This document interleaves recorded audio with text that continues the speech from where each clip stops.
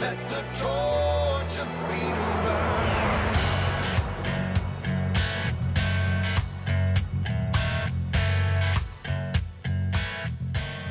We're back here on Wallbuilders Live. Our guest today is Governor Rick Perry from Texas, running for president. We're talking about the contrast between the Texas model of creating an environment for risking capital and creating jobs out there versus what happens in Washington. So, Governor, draw the contrast there to this administration shutting down pipelines, all the things that they want to do through regulation to keep us from being energy independent, and what you would do with the Texas approach if you were in the White House. Well, this president and his administration do have an energy policy, and it is a clear energy policy, and it is to drive America towards these, quote, green sources of energy, regardless of the cost. And we're paying the price for that, whether it's the stories that are just coming out about these electric cars and how many billions of dollars have been pumped into this technology, and no one's buying them. The Solyndra, that $500 million was dumped into that company. And listen, there's nothing wrong with electric energy. There's not or electric-powered cars. There's nothing wrong with solar energy. But the federal government does not need to be picking these winners and losers.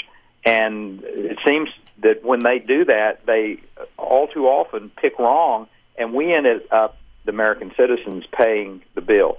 This president has said that electric prices would necessarily skyrocket because of our forced transition to these green sources of energy. And his Secretary of Energy said that the gasoline prices need to be more reflective of the prices that they pay in Europe. That is, substantial increase in those. So the stark contrast here between this president, who will not build that pipeline from Canada down to the United States for U.S. Consumption, is very stark.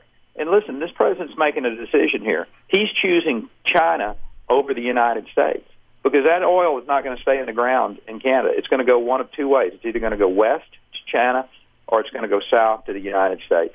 And this president is choosing clearly China over the United States, costing us jobs and costing us billions of dollars that the states would reap if that oil were to come into the United States.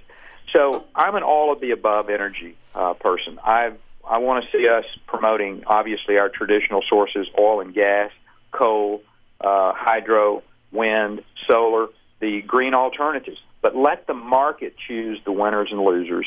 Don't let the federal government. Now, if a state wants to go in place, let's say Iowa wants to promote their corn and their ethanol industry, that's fine. If the state of Iowa wants to promote ethanol production in their state, we did that in the state of Texas with an alternative fuel portfolio, and the wind energy industry came in and took advantage of that, and we're the number one wind energy producing state in the nation. That's states competing against each other. But the federal government picking winners and losers is not what we constitutionally put into place.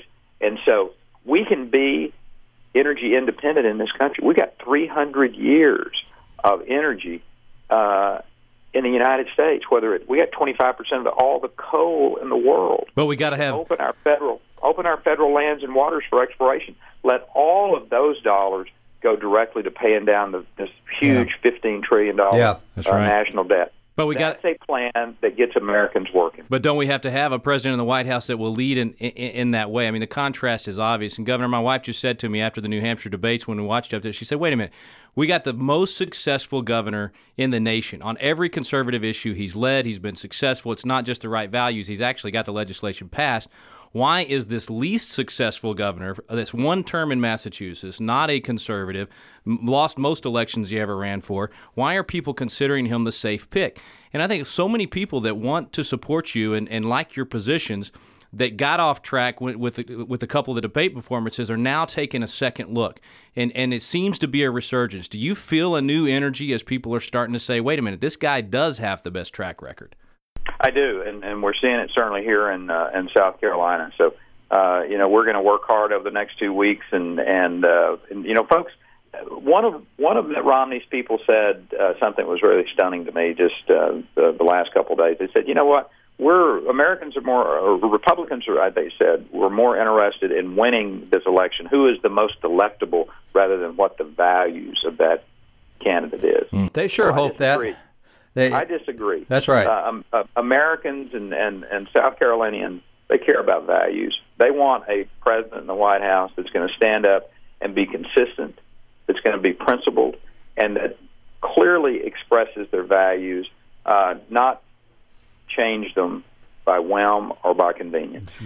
Governor, a lot of the a positive talk on you is that you're one of the few that's got it can make the long haul. That you can do this fight all the way if necessary, and the only one that can really take on Romney and beat him, and then take on the president. Speak to that a little bit as far as how far you can go in this race. Yeah, well, that really is up to the people. I mean, the folks of South Carolina are going to have to send us a powerful message here that you're the one that we want to go forward with, and South Carolina. You look back.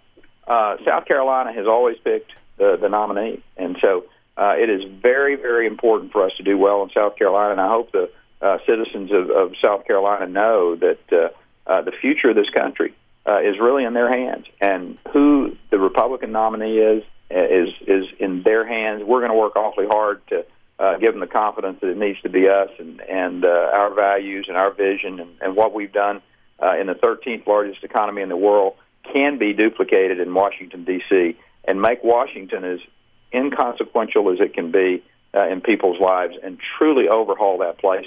Go with a balanced budget amendment to the United States Constitution. Go with a part-time Congress that clearly says, listen, we don't want you congressmen in Washington all the time spending our money and coming up with cockamamie ideas, and let's get them in there, get their work done, and get them back home to have a real job working within the laws that they pass. Amen to that. Well, I think you said it right on Tuesday night in Iowa when you said the model is Texas. So let's get them that Texas model and show them how to get these things right. We're praying for you, brother. Hope everything continues to go well and some good momentum going into South Carolina. Best to both your families, and I look forward to seeing you. But again, keep us in your prayers. You got it. Bless you, sir.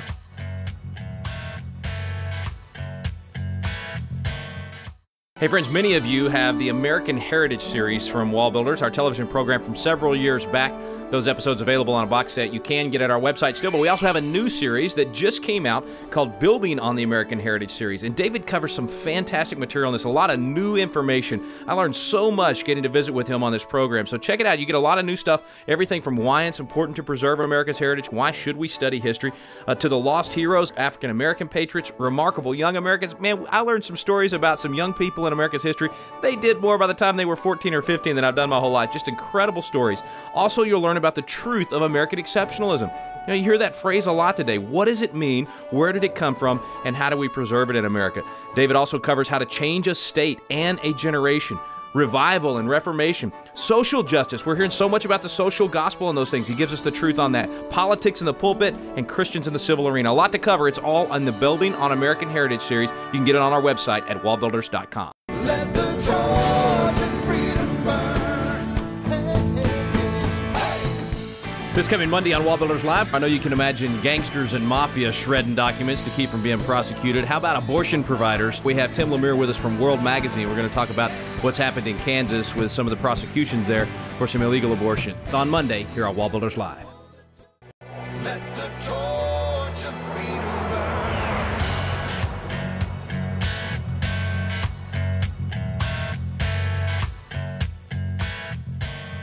And we're back here on Wallbuilders Live. Thanks for staying with us. Special thanks to Governor Perry for taking time out of an obviously very busy schedule right now. The guy's out there running for president, took time to talk to us, so that was kind of cool. Yeah, it was cool. And in some ways, the presidential primaries are like beauty pageants. Yeah. You don't get a depth, you get a perception of depth.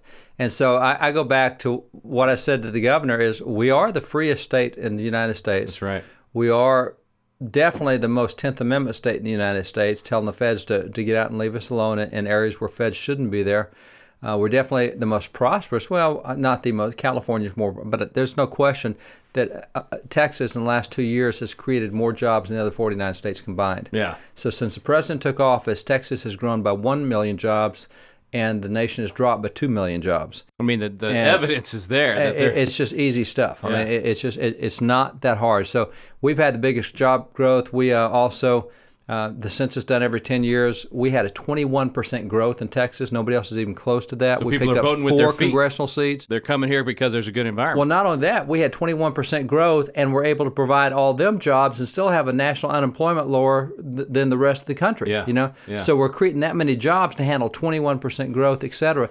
So there's a lot that goes with that. And so, having said that, you know what he was saying at the end of part-time Congress. You were in legislature here. All this prosperous state we got. How much time were you in the those legislature? legislators must be there 24/7, 365 days Exactly. to have such a good state. Exactly. No. Like we always tell people, when your legislators are not in Austin, you're safe. You're prosperous. When your congressmen are not in Washington, you're safe. We do it 140 days every 2 years. Man, Less that's than 5 months. Less than 5 months every 2 years, and Texas is that prosperous. Yeah. And we're producing that many jobs. We're having that much. The economy of Texas is Russia. Now, you want to talk, I think the geography of Russia is larger than the United States by I don't know how many times, several times. A lot. The economy of Texas is equal to the economy of Russia. Wow. Now, they've got all sorts of stuff there, shipbuilding, they got all their coal and everything that they do. I mean, we've got Russia whipped on economy just as a state of the 50 states. So we're doing well. We're doing something right. And guys like you are there every other year for 140 days. That's why, I mean, some people think that Governor Perry's proposing this part-time Congress just as a whim, anti-Congress. No, he's saying, look, that's exactly what we do back home. The model works. You got a Constitution class. Under the Constitution, how often does the Congress meet? I love this phrase. They're supposed to meet at least once every year. At least. We're lucky if we get them home at least once. At least 1 week in a year, we want you here. Yeah. And so the founders' concept of how often Congress met was, well, we don't want you going every year. Yeah. Meet at least once a year. And look, I know we're talking about all the positives on Perry, and I know a lot of our listeners, we got folks that support Newt and supported Bachman, and we support those guys too. We love them. They're good. I've good already folks. helped a whole bunch of these guys in the campaign. Right. I mean, I have worked directly with several of them at their request. Yeah. I'm happy to do that. Yeah, sure. And they stand for a lot of the right things. But we just got to be honest about Governor Perry's record and what he did. And, you know, when we went up there to Iowa, and I went and spoke we both went and spoke at some caucuses there, it forced me to really sit down and think, okay, why? You know, if I've got to pick somebody to vote for, how do I measure these guys? And I started thinking, for me, it's got to be that they both believe like I do. They've got my values, but they can also be effective. Yeah. And this is a guy, I mean, look at the track record in Texas. Every pro-life issue he's led on, parental consent, parental notification, defunding Planned Parenthood, marriage, tort reform, marriage amendment, securing economic the border, stuff. Economic. I can't think of a conservative issue he hasn't not only had the right position on, actually got something done on Well, it. we've gone through 2 national recessions while he's been governor. And in those 2 national recessions, we went into the legislative session with massive deficits and didn't raise taxes. We cut spending. That's right. And not only we cut spending, we cut it so much we have a rainy day fund. We have money left over to save for emergencies that come up. And he vetoed billions of dollars. They got passed by the legislature. So it's not like the legislature just rubber stamped everything he wanted. Right. I mean, he had to kill a lot of stuff. And we're not being Pollyanna either. I mean, he's made mistakes. Out of all that, you know, I remember Kelly Shackelford saying to me, he said, look, man, this guy's been in office for 13 years as either light gov or governor. And in 13 years and thousands of bills, yes, I can name 3 or 4 times I disagree with the guy. Man, how often do you find somebody in public office you can agree with 98% of the time? I don't agree with myself that often. That's exactly right. I can find more mistakes I've made. My wife's the only one I agree with 100%. And that's because it doesn't matter what the facts are. She's right. That's right. Yes, dear. That's exactly right. Anyway, I just think he's got such a great record. And I do think, I mean, you know, people are taking a second look that he did struggle in some of those early debates without question. Like you said, back issues and kind of thrust into this thing. But he's really got pageant. And that's why we got to remember. And by the way, people don't need to panic. I'm getting all these calls from all these leaders. Oh, my gosh, we got to pick somebody to get. You know, there's a lot of folks that don't like Romney, et cetera. Hey, the way the process works, particularly this year where so many states have been penalized the number of delegates, we could go all the way to the national convention in June, July, and still not have a choice. That's exactly There's no panicking in this thing. And don't get sheep herded into, well, you got to vote for this. And I thought it was interesting what he said. You know, the Romney people are telling them that what people are concerned about is the most electable, not the most conservative. Romney's people probably hope that because if it's the values that people are concerned about, he's going to have a tougher time. Now, well, that's a smokescreen too about him being the most electable, but that's another debate. That's right. That's what I mean. That's what he wants. That's what he wants his message to be. That's what his guys will say. And I will tell you that even Romney, compared to Obama, is much better, vastly different. Sure. You know, and our friend Maggie Gallagher, she defends Romney vigorously on the same-sex marriage issue, that he is a traditional marriage guy, not a same-sex guy. She said she was there with him fighting, and she helped fight the battle. And you know, she's got all these behind the door stories of he's traditional marriage. So even with somebody like Romney, we're not talking the difference between black and white and evil and good. Yeah. Even on the Republican side, it's degrees of conservatism as opposed to something on the other side that is totally different from that. And just again a track record of being effective. And I know Romney had to deal with more of a Democrat legislature and all that up in Massachusetts. But so you got to remember, so Perry did too. That's right. That's Perry right. He had Democrat because it wasn't until 2003, 2005. Exactly right. When I was there as a Democrat legislature. That's right. No, I just think, I mean, he's proven that, you know, people say, well, but can he win in the debates? Wait a minute, did you say you were a Democrat legislature? No, I was in the Democrat. I mean, it was a Democrat-dominated legislature. You know, but I think he's proven that not only I'll be honest, I've written him off in elections in the past. I thought he can't win this. And he does. And then he comes in a landslide and wins. So I think people do discount him a little bit when they shouldn't. They're going to be surprised. And, you know, if he gets the momentum back, but there's some good candidates in the race. We'll see what South Carolina you know, again, we've always taken the position we'll help move people forward who have the right values. So even when I went to Iowa and spoke for Governor Perry in one of the caucuses, I was right beside Michelle Bachmann's husband Marcus, and we had a great time because I had just done some media interviews on behalf of Michelle. And I went out to Iowa in August for Michelle for the straw poll. We both helped Newt and Santorum. So, I mean, good people running. And there's good people running, and this is fine. And, you know, we're not taking positions, but we are pointing out positive things. And the contrast between a group of these guys and what else is happening, I mean, this is. I'll tell you what's fun. You know, we had Newt on a week or so ago, and now we've had Perry on, both those guys talking about constitutional issues. Yeah, I love it. That's getting right. judges in place. I mean, we're raising some issues in this presidential race that regardless of who wins, we're getting it in the national conscience so that some of these big issues can be moved the right way. That's right. And that's why we'll help every candidate, because every one of them's got a voice, and if they'll move the ball down the court, man, we'll help them do it. We'll absolutely help them do it. Absolutely. Well, I'm excited. You said on a recent program, more optimistic about the country than I've ever been. I feel the same way. I think there's a lot of good happening. So appreciate Governor Perry coming on today. Be sure and get informed, watch those early state races, and begin to study the candidates and know what they stand for. Principles over politics and personality. Thanks for joining us today here on Wallbuilders Live. We stand undivided.